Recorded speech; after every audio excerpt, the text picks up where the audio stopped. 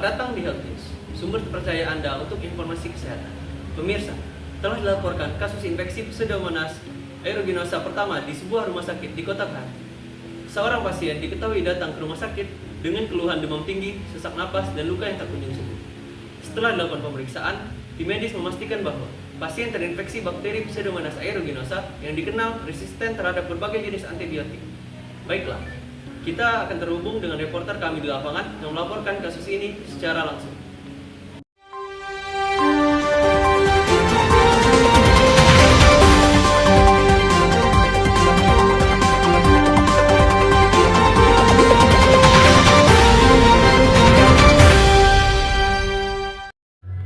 Baik, selamat pagi pemirsa. Saat ini saya sedang berada di Rumah Sakit Santara Medica dan sudah bersama dengan salah satu pasien yang terinfeksi oleh bakteri Pseudomonas aeruginosa. Baik, bagaimana kabarnya hari ini Bu dan gejala apa yang dirasakan sampai hari ini? Gejala awalnya saya mulai batuk dan sedikit demam.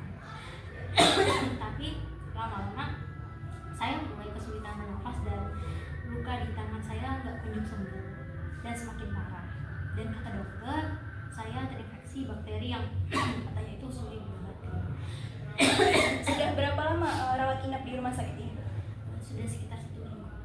Baik pemirsa, seperti yang pemirsa lihat, gejala dari orang yang terinfeksi oleh bakteri ini adalah timbulnya ruam, kemudian luka yang sulit sembuh, kemudian nyeri di dada dan juga demam yang berkepanjangan. Dan memang bakteri ini dikatakan sebagai bakteri yang resisten terhadap beberapa jenis antibiotik. Dan untuk lebih jelasnya lagi, kami akan melakukan wawancara dan juga menanyakan kepada dokter terkait yang menangani infeksi ini. Tunggu sesi wawancara kami selanjutnya.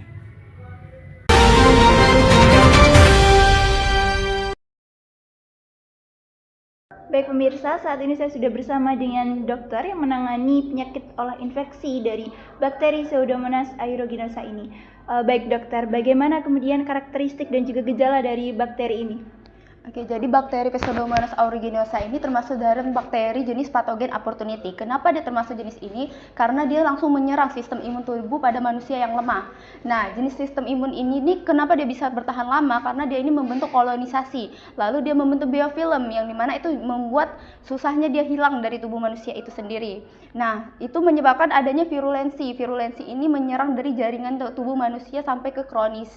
Nah, infeksi ini sendiri biasanya menyerang infeksi saluran pernapasan, infeksi kemih, dan luka terbuka. Bahkan beberapa kasus itu ada pada saat pasca operasi. Nah, ini juga infeksinya ini bermacam-macam dari tergantung dia menyerang di bagian apa. Kalau dia menyerang pada orang yang terkena luka terbuka, maka seperti pasien kami beberapa yang banyak yang tadi itu, dia akan mengeluarkan nanah, bahkan sampai nanah itu tuh berwarna hijau ke kuning-kuningan kayak gitu. Nah, apabila yang terkena itu orang terkena diabetes, dari gangguan diabetes, maka dia akan mengalami gangguan telinga, antara dari telinga bagian luar sampai ke gendang telinga. Itu akan merasakan ketidaknyamanan dan bahkan bisa menyebabkan keluarnya sebuah cairan juga, kayak gitu. Kurang lebihnya kayak gitu, Mbak. Oke, kemudian bagaimana pencegahan dari penyakit ini sendiri, Dok? Oke, baik. Kalau kita ini kan di lingkungan rumah sakit ya, banyak terdapat ini pencegahannya itu tuh yang kita lakukan dari semua alat-alat yang kita gunakan. Karena Pseudomonas aeruginosa ini memiliki sebuah flagela yang itu bisa menempel pada beberapa alat-alat di rumah sakit. Alat-alat di rumah sakit itu cara kami itu semi sterilkan, terus jangan lupa untuk mencuci tangan, terus lingkungan di sekitar itu jangan lupa untuk dibersihkan dengan disinfektan dan sebagainya. Gitu. Oke, baik. Kemudian bagaimana cara penanganan terhadap penyakit ini, Dok? Mengingat banyak sekali kemudian yang terdampak oleh penyakit ini. Baik, penyakit ini Pseudomonas aeruginosa ini setelah yang kita ketahui bahwa dia ini mudah sangat resistensi terhadap antibiotik. Jadi kita akan menggunakan terapi antibiotik dengan dua kombinasi aktivitas terhadap Pseudomonas ini. Terapi antibiotik ini pada infeksi ini dikaitkan dengan hasil yang lebih baik apabila dilakukan dari sejak awal atau sejak dini. Jadi apabila pasien sudah memiliki gejala seperti demam, batuk-batuk, pusing, itu segera mungkin untuk datang ke tempat rumah sakit terdekat. Nah, antibiotik yang terbaru yang telah kami kembangkan itu bernama Ceftolozea tazobactam, yang mana semakin banyak digunakan terapi ini pada diduga untuk penyakit Pseudomonas aeruginosa ini sangat efektif.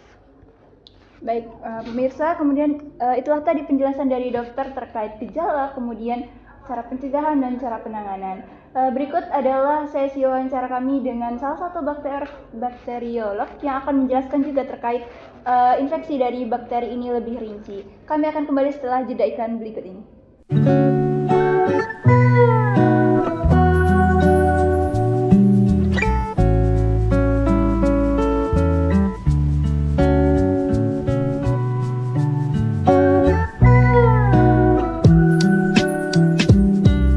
Jangan sampai momen bahagia Anda terganggu akibat infeksi Pseudomonas aeruginosa.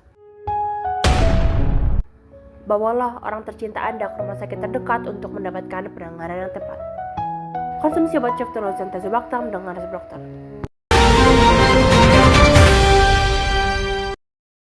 Baik pemirsa, saat ini saya sedang bersama dengan seorang bakteriolog asal YABI yang akan menjelaskan kepada kita lebih detail terkait bakteri Pseudomonas aeruginosa ini. Baik Bu, bagaimana karakteristik dari bakteri ini, boleh dijelaskan? Oke, terima kasih. Sebelumnya untuk bakteri Pseudomonas aeruginosa ini sendiri adalah bakteri patogen gram negatif dengan bentuk lonjong, selnya lonjong dan juga memiliki flagel. Ukuran selnya itu sekitar 5 hingga 1 mikrometer. Mereka tinggal biasanya pada lingkungan yang kaya oksigen, yang berarti mereka adalah aerob obligatif. Lebih lanjut, mereka juga memiliki flagel untuk motoritas atau pergerakannya. Flagel ini nantinya akan juga berfungsi sebagai cara mereka menginfeksi sel inang mereka.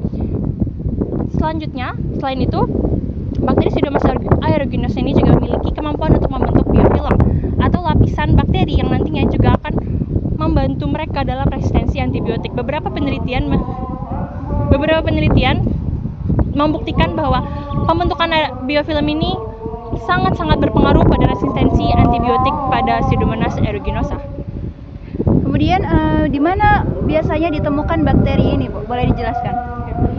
Untuk bakteri Pseudomonas aeruginosa sendiri ini adalah dia tuh bakterinya sangat reach-nya sangat luas ya untuk environment-nya sendiri, lingkungannya sangat luas. Dia bisa ditemukan di tanah, udara ataupun di perairan. Perairan itu sendiri seperti danau. Kalau misalkan di rumah sakit itu juga ada, dan juga di rumah seperti saluran rumah tangga itu juga dapat ditemukan karena memang mereka ini punya adaptabilitas yang sangat tinggi. Mereka memiliki kemampuan mutasi adaptasi juga yang sangat tinggi. Oleh karena itu, karena kemampuan mereka yang adaptasi untuk perubahan lingkungan dan juga mutasi mereka yang sangat cepat ini, itu juga salah satu alasan kenapa sih mereka ini bisa sangat mudah resistensi terhadap bakterinya. Untuk bakteri sendiri juga sangat dikaitkan ya dengan bakteri yang berasal dari rumah sakit. Kenapa? Karena bakteri ini juga sangat subur tumbuh pada peralatan-peralatan rumah sakit. Contohnya seperti ventilasi. Itu ventilasi di rumah sakit ini adalah salah satu faktor utama, alat utama yang menyebarkan bakteri Pseudomonas aeruginosa ini kepada pasien-pasiennya. Biasanya di rumah sakit itu bakteri Pseudomonas aeruginosa ini menginfeksi orang-orang yang sistem imunnya lemah dan juga orang-orang yang memang sudah terpapar infeksi yang parah sebelumnya. Seperti contohnya orang-orang yang terpapar oleh infeksi fibrosis kistik, itu mereka juga akan dapat terkena Pseudomonas aeruginosa tersebut. Baik, kemudian bagaimana cara dari Pseudomonas aeruginosa ini untuk menginfeksi pasien-pasien? Baik, untuk cara infeksinya sendiri, biasanya kalau di bakteri itu kan mereka punya adesin ya. Adesin itu gimana sih caranya zat mereka untuk menempelkan kepada sel inangnya. Kalau misalkan di Pseudomonas aeruginosa sendiri ini, sel mereka ini adesinnya adalah flagel mereka, atau kita juga ada disebut pili tipe 4, dan dimana ini membantu mereka merekatkan diri mereka pada sel, pada substrat, itu juga membantu mereka dalam membuat pembentukan biofilm tadi. Pili tempat-tempat ini, mereka ini jadi awalnya mereka ini datang dan juga merekatkan diri mereka dengan flagel kepada sel inang. Kalau kita di sini kita ambil contohnya kasusnya sel epitel pada paru-paru gitu ya, dan pernapasan. Jadi mereka di sini mengaitkan diri mereka pada sel epitel di paru-paru. Setelah mereka mengaitkan diri mereka dengan flagel mereka, kemudian mereka bergerak di permukaan sel epitel tersebut menggunakan flagel mereka, dan di sana mereka akan mensekresikan toksin, dan di mana toksin ini akan menghancurkan sel-sel inang yang mereka hinggapi. Nah, setelah mereka menghasilkan toksin tersebut, mensekresikan toksin, kemudian mereka juga akan mensekresikan matriks ekstraseluler yang akan membantu mereka dalam membuat lapisan biofilm. Di sana mereka di lapisan biofilm tadi, mereka berkumpul menjadi satu kan di matriks ekstraseluler, dilekatkan dengan matriks ekstraseluler tadi, dan kemudian setelah mereka merekat itu, ada beberapa bakteri Pseudomonas aeruginosa yang keluar dari biofilm dan kemudian kembali menginfeksi bagian-bagian lain yang belum terinfeksi. Kalau untuk ini sendiri sebenarnya juga ditemuin selain di paru-paru juga ada misalkan di bagian-bagian tubuh lainnya, misalkan di ginjal dan lain sebagainya. Baik, itulah tadi pemirsa wawancara kami dengan pasien, kemudian dokter yang menangani penyakit dari infeksi bakteri Pseudomonas aeruginosa dan juga bakteriolog yang meneliti terkait bakteri ini.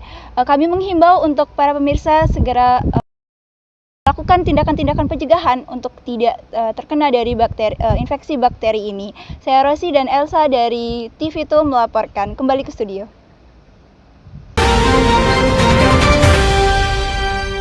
Terima kasih Rosida atas laporannya. Pseudomonas aeruginosa memang menjadi ancaman yang serius, terutama karena resistensinya terhadap antibiotik. Jaga kebersihan dan hindari kontak air atau peralatan yang terkontaminasi. Ikuti anjuran dokter dan sampai bertemu di Health News berikutnya.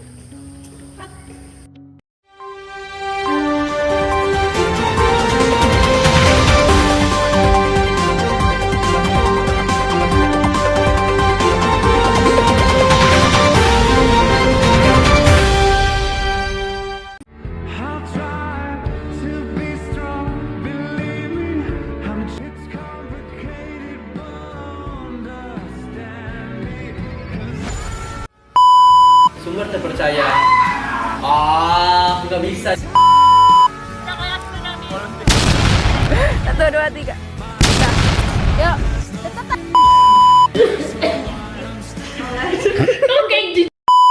Bakteri Pseudomonas aeruginosa.